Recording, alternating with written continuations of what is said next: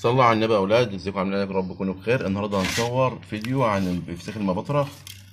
تمام. هي كام حبايه كده، وعندي يا جماعه عرض محترم نمره واحد فوق النمره واحد والله. نفس السمك بس نشوي. ب 170 جنيه الطبق، عباره عن 2 كيلو ب 340 جنيه يا بلاش. عباره عن كام سمكه؟ 7 حبايات والست حبايات والثمان حبايات، يعني اللي عاوز من ده ياخد، عاوز من ده ياخد. طيب هنعمل احنا دلوقتي، احنا هنصور نقول معلومه صغيره عشان سمعت حد بيتكلم فيها كتير.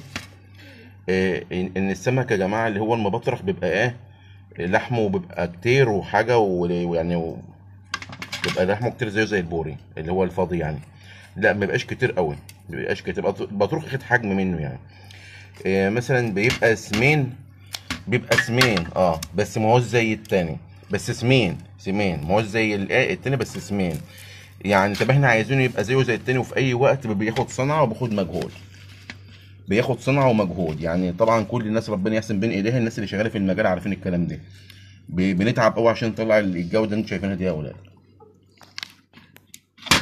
اهي زي ما انتوا شايفين السمك عامل ازاي.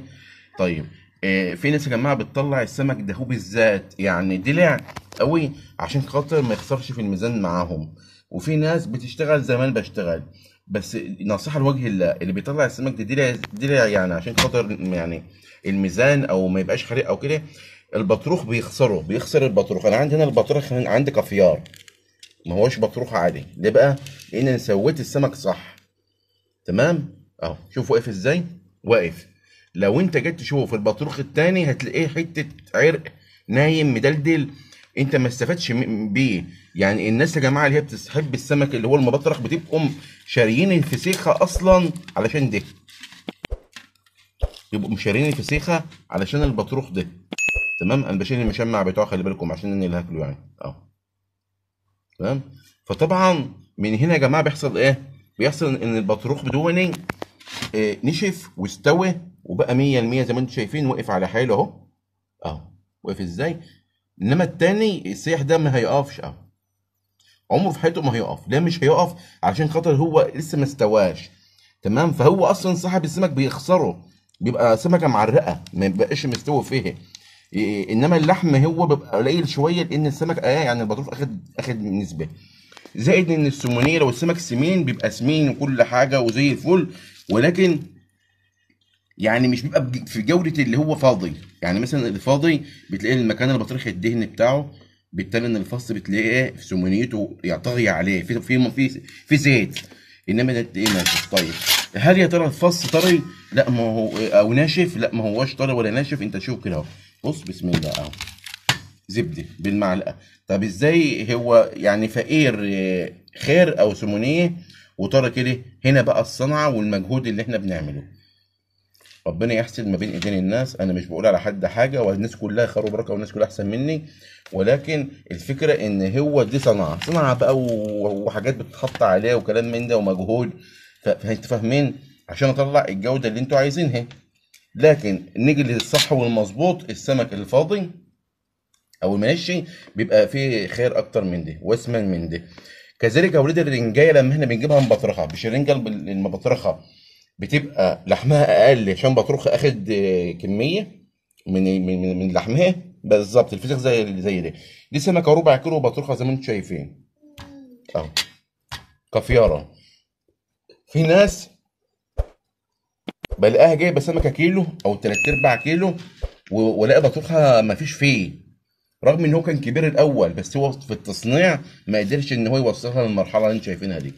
السمك ده مظبوط، لا هو دلع ولا هو حادق، مظبوط يتاكل النهارده يعني ويتاكل مثلا بكره. نقدر نقول ان هو كان بطروخ كويس في الاول والتصنيع بتاعه هو شريك خلل كويس وزي الفل، بس اثناء التصنيع هرب منه. السمك ده لما احنا بنصنعه بياخد مجهود اكتر من الفاضي. فلو احنا سيبناه كان زي التاني، عشان مثلا لما كل ما بيقعد بينزل سمنيته فبيخسر في الميزان. يعني بدل ما يخسر ربع كيلو بيخش في 300 جرام خساره. فبنقوم مطلعينه بدري شويه، البطروخ ده يبقى سايح، ما يبقاش واقف على حاله كده، يبقى سايح. تمام. طيب احنا عايزينه يبقى جامد كده، فنصبر عليه شويه، السمك هتخس معانا شويه، لكن هناخد بطروخ. فانا بس بتكلم على ايه يا جماعه؟ اهو باين، باين. انا بتكلم على ايه يا اولاد؟ ان اللي بيشتري فسيخ مبطرخ بيبقى شارع عشان ده، ما هو الشارع عشان ده، والا كان جاب ده لوحده، صح؟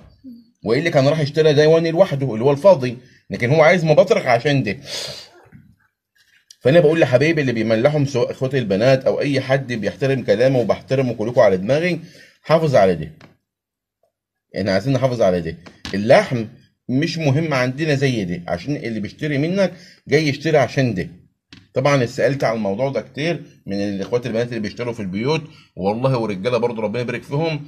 بس احنا قرايبي علموني اللي هم معلميني شغلي ان انا طالما موسم المبطرخ يبقى انا احافظ على ده، لان ده هو عشان يجيبوا فرداني هيجيبوا الصبعان ده هم يا اولاد ب 150 جنيه ولا حاجه. تمام والله، يعني دول ما هيجوش مثلا 100 جرام او 100 وحاجه. تمام، ده هم هيجيبهم فوق ال 150 جنيه. الكيلو النهارده بكام المملح؟ معدي ال 1000 من بدري، معدي ال 1000 من بدري. فتمام، ويعدوا كمان والله، والله يعدوا لو انا عملتهم على القالب عندي يتباعوا باكتر من كده. فانا عايز اقول يا جماعه اللي بيملح في السيخ مبطرخ، اخواتي اللي يحبوني وما بيزعلوش من كلامي، يحافظ على ده، لان الزبون جاي عايز ده مش عايز ده، والا كان قال لك انا عايز فاضي. تمام، فنحافظ على ده، عايزين يبقى بكميته حلوه وبحجمه ويكون مستوي عشان يلاقيه. انما لو طلعوا السمك دلع قوي فده مش هيكون استوى، فهيبقى سايح في السمكه ويبقى البطروخ مش موجود والزبون هيزعل منك. يا رب ان شاء الله تفهموا كلامي وما تزعلوش مني. وحاجه بتاعتي يعني تعجبكم، انا موجوده عند ولاد الطبق في 2 كيلو 7 حبايات ب 340 جنيه بس. اللي عايز ياخدهم يرزق فيهم ماشي، عندي بتاع 20 كيلو. اللي عايز ياخد ياخد السمك درع 10 10، السمنه فلاحي. والتاني اللي هو الفوضى عندي هتلاقيه زبده عندك كمان اطرى من ده كمان. ده شوف عامل ازاي شوربه اهو، بس التاني تلاقيه سيح عندك كمان. وعن تجربه. اشوفكم على خير ورب يجعله بالف نعمه. السلام عليكم.